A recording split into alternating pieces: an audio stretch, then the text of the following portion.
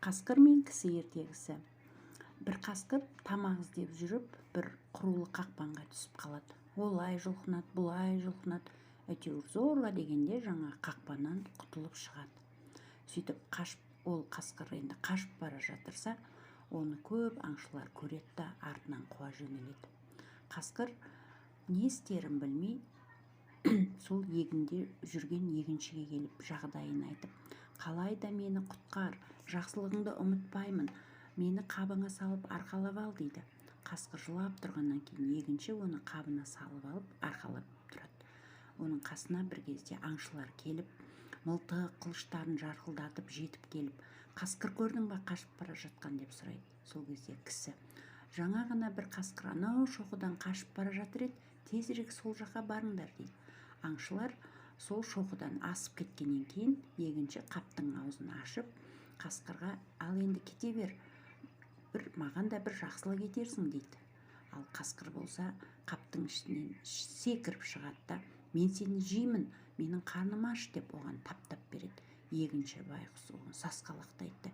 Әй қасқыр, сенің бұның қалай? Мен сені өлімнен құтқардым, сен жақсылыққа жамандық ете ме екен? Сенің бұның дұрыс емес дейді. Қасқыр оған да көнбей, мен сені жеймін дейді. Қой, екеуміз төрелетейік, қайсымыздікі жөн екен дейді. Сөйтіп екеуі керісіп тұрғанда, бір қаңғырып жүрген бір түлкі қастарына келеді.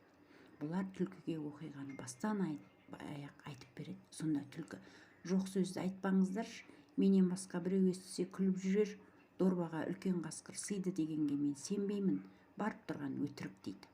Қасқыр мен жаңағы кісі жоқ, рас деп керіседі. Сол кезде түлкі қасқырға айтады, сен қапқа кірмесең, мен саған сенбеймін дейді. Сол кезде қасқыр оны сендірмекші болып қапқа кіріп кетеді. Сол кезде түлкі егіншіге, ал енді қаптың аузын байла да өзіңнің тірлігіңді жаса дейді.